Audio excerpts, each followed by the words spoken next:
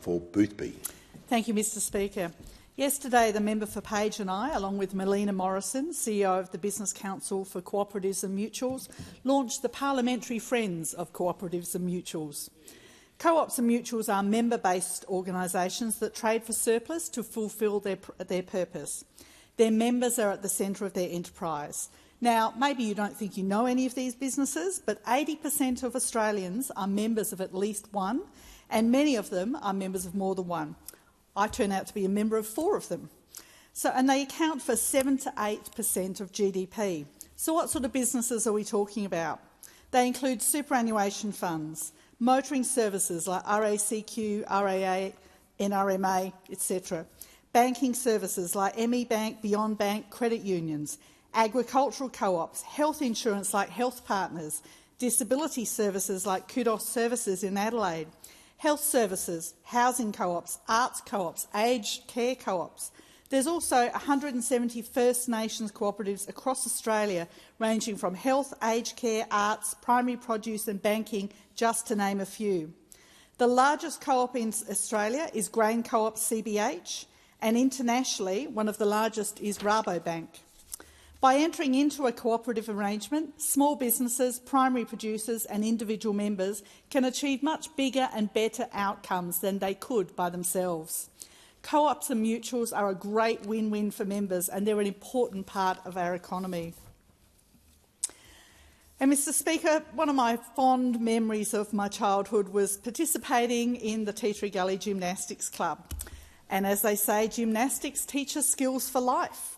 For instance, the skills I learnt at gymnastics came in very handy when I was aged about 5, and a very large and very overly friendly hand-reared steer at my grandparents' farm ran at me, no doubt wanting to be patted.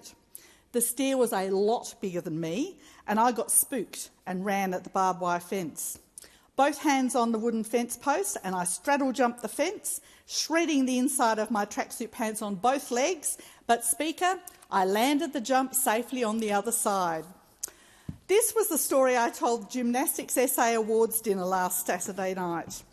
Gymnastics includes kinder gym, rhythmic gymnastics, artistic gymnastics, tumbling, circus skills, shout out to my friends at Circobats, sport aerobics, sport acrobatics, trampoline sports and gym for all. More than 45,000 people across South Australia participate in gymnastics in some way, from toddlers attending kinder gym to learn gross motor skills, through to people in their 80s and 90s. And of course, none of this could be achieved without the many coaches, volunteers and officials, families and other supporters. Gymnastics is not just good fun and good for escaping rogue farm animals. It is good for strength, flexibility, balance and gross motor skills. In fact, it's so good that AFL teams often use it as a strength-building exercise. In this place and in the wider community, we're all aware of the importance of community sporting groups for fitness, mental health and community connection. Sporting clubs, largely run by volunteers, are part of what binds our community together, giving people the opportunity to meet their neighbours and community and have some fun.